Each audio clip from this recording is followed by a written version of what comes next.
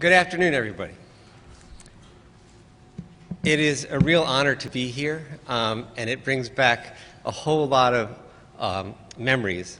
I mentioned to Dan Sullivan's widow that the very first time I started back in 1984, I was hired by then Trial Lawyers for Public Justice.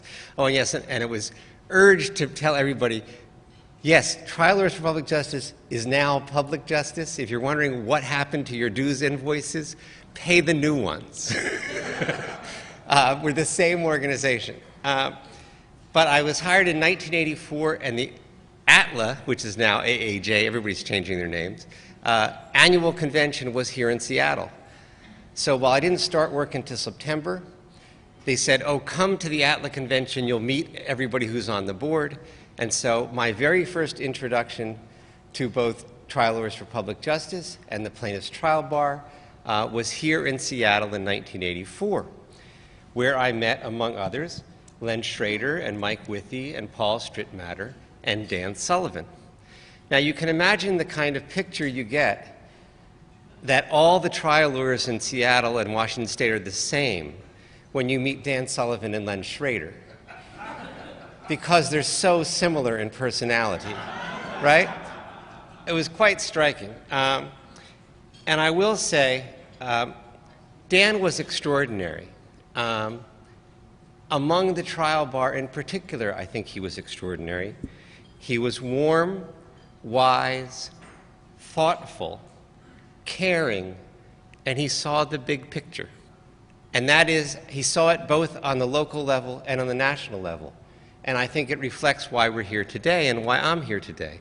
On the local level, he saw the big picture, and that's why he had the Amicus Committee.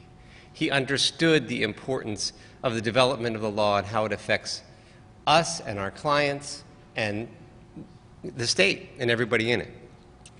And on the national level, he saw the big picture as well, which is why he was a founder of Trial Lawyers for Public Justice and Public Justice, because he understood how important it was.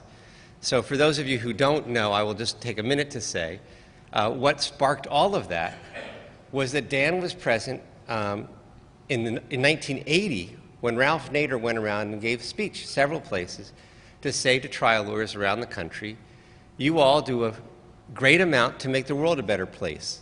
You get compensation for your clients, you get defective products off the market, you hold wrongdoers accountable, but you don't do half as much as you should do, which of course Ralph said to everyone all the time, always. And he said, you ought to form an organization to use your skills and resources on cases that will make a difference, whether or not they'll make any money. If they'll make money, you'll take them into private practice. But there are some cases that have to be brought for the public to benefit and to preserve people's rights. And that's why you ought to form an organization to do that. You're the best lawyers in the country, fight for the public interest. And that was what led to the creation of Public Justice, and Dan was one of the original founders, helped build the entire organization. He was actually the third president of the entire organization, coming to Washington, D.C., coming to national meetings to make it happen. And of course, one key part of what he did is reflected in the Amicus program, which we did too. When I started with Public Justice back in 1984, we had just filed our very first U.S. Supreme Court amicus brief in the Karen Silkwood case. An extraordinary development. Back then it was, Karen McGee was arguing we can't be sued for punitive damages for poisoning Karen Silkwood with nuclear radiation because we complied with all the federal regulations. And we filed an amicus brief, and the Supreme Court, which of course was very different then, said 5-4, we were right, and they could be held accountable, including for punitive damages. But Dan understood, we understood the importance of amicus briefs in the big picture. And just to sort of put a fine point on it, I really can't overstate this. And for two reasons. One is, when we take cases, all of you take cases, your primary duty is to the client. and you have financial considerations to concern yourselves with, you have the client's individual cases to concern yourselves with, and even if you're doing the best job possible, sometimes the circumstances of that case prevent you from making the arguments in their way that will help everyone and expand the law in the right directions. But the real problem and the central need for the Amicus program is the lawyers who aren't doing the greatest job, who view the law as something, all you need is you need the law to get to the jury, and then you need the law to hold on to the verdict. And that's it. As an example, in 1984, when I first got to public justice, the auto industry was starting to be sued, with our urging, on behalf of people who were injured because there were no airbags in the car. We said the car was defectively designed because it should have had an airbag. And the auto companies came in and said, you can't sue us for that. That claim is preempted by federal law. And this is, to put the fine point on it, the first lawyer in the country who had that motion filed against him, in a case called Vanover versus Ford Motor Company, took a look at the Ford Motor Company's motion for summary judgment on the basis of federal preemption and said, damn, I didn't know that, and did not file a responding brief.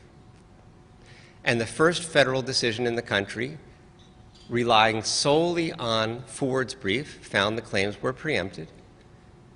And from that moment forward, lawyers all around the country were getting knocked out because of that. And that's how really bad law is made. Either lawyers don't file responding briefs or don't give it the attention. By the time we get on, they're running around the country saying we have their first reported federal decision in the country going on. Now, a few lawyers are that extreme, but there are lots of gradations where people who don't give it the time and attention, they can't. They're in trial, they're in, taking depositions. And so that's why the Amicus program is so important, because it makes sure when cases are coming up that could really affect all of us and all of our clients, the right arguments are made. So I just want to say it's a sign of how important the program is and how Dan saw the big picture that he established the program.